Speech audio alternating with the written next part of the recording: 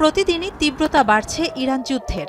একের পর এক হামলা চলছে ইরান জুড়ে। খোরামাবাদে বিমান হামলায় ব্যাপক ধ্বংসযজ্ঞ হয়েছে এবং বিদ্যুৎ বিচ্ছিন্ন হয়ে পড়েছে পুরো এলাকা। তেহরানের পূর্বাঞ্চলে নজিরবিহীন বিস্ফোরণের শব্দ শোনা যাচ্ছে।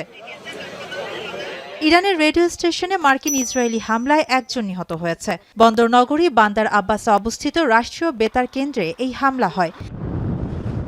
পাল্টা জবাব দিচ্ছে ইরান। আরও ইরানি ক্ষেপণাস্ত্র প্রতিহত করার দাবি করেছে ইসরায়েলি সামরিক বাহিনী। একই রকম দাবি বাহরাইন, কুয়েত, সৌদি আরব এবং সংযুক্ত আরব আমিরাতের।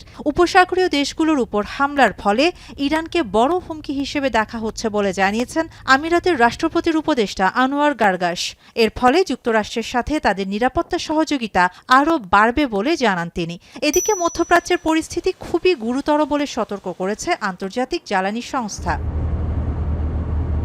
হরমুজ প্রণালী বন্ধ নয়, যুদ্ধ ঝুঁকির কারণে জাহাজগুলো দ্বিধাগ্রস্ত বলে মন্তব্য করেছেন ইরানের পররাষ্ট্রমন্ত্রী আব্বাস আরাকচি। সামাজিক যোগাযোগ মাধ্যম এক্সে দেয়া এক পোস্টে তিনি একথা বলেন। এ সময় সামুদ্রিক চলাচলে অস্থিতিশীল পরিস্থিতি তৈরির জন্য যুক্তরাষ্ট্রকে দায়ী করেন আরাকচি। হামলা চলছে লেবাননে। দেশটির গুরুত্বপূর্ণ কাশ্মীর সেতু উড়িয়ে দিয়েছে ইসরায়েলি বাহিনী। একে স্থল আক্রমণের পূর্বাভাস বলে মন্তব্য করেছেন রাষ্ট্রপতি জোসেফ আউন। এদিকে ইরান যুদ্ধের ঝুঁকি বাড়ায় অর্থনীতি বিষয়ক জরুরি বৈঠকের আহ্বান জানিয়েছেন যুক্তরাজ্যের প্রধানমন্ত্রী স্টারমার। শাহানা জাহান, এখন বিশ্ব।